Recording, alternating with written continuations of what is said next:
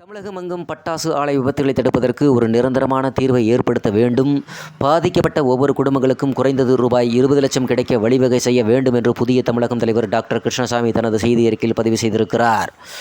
மேலும் அவர் வெளியிட்டுள்ள செய்தி அறிக்கையில், விருதுநகர் மாவட்டம் வேப்பக்கோட்டை ஒன்றியம் கண்டியாபுரம் கிராமத்தின் அருகே அசோக் பட்டாசு தொழிற்சாலையில் 17/2/2024 மதியம் 2 மணியளவில் ஏற்பட்ட விபத்தில் 5 ஆண் 5 பெண் தொழிலாளர்கள் மரணம் எய்திருக்கிறார்கள் என்ற செய்தி மிகுந்த வருத்தத்தை அளிக்கிறது. நாக்பூரில் உள்ள எரிபொருள் கட்டுப்பாட்டு மையத்தின் அனுமதியுடன் வான வேடிக்கைகளை தயாரிக்க பயன்படுத்தி வரும் மணி மருந்து பயன்பாட்டின் போது இந்த கோர விபத்து நடந்திருக்கிறது. இந்த வகை மருந்துகளை மிகவும் எச்சரிக்கையாக உபயோகிக்க வேண்டும். ஒரு உற்பத்தி படிநிலையில் ஏற்பட்ட தவறின் காரணமாக 10 பேர் உயிரிழந்திருக்கிறார்கள்.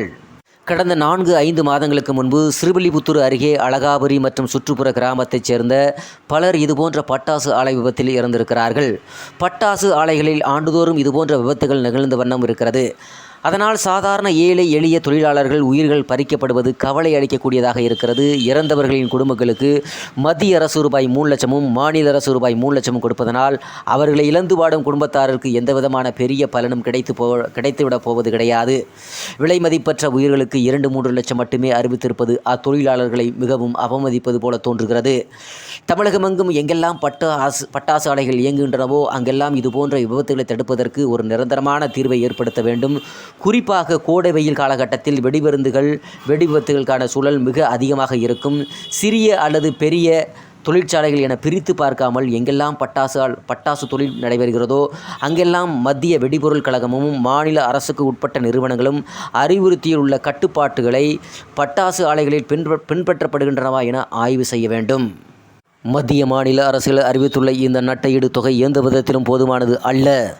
ஒவ்வொரு குடும்பங்களுக்கும் குறைந்தது ரூபாய் 20 லட்சம் கிடைக்கக்கூடிய வகையில் வழிவகை செய்தால் மட்டுமே இந்த குடும்பங்கள் இழப்பிலிருந்து பொருளாதார அளவில் மீள முடியும்.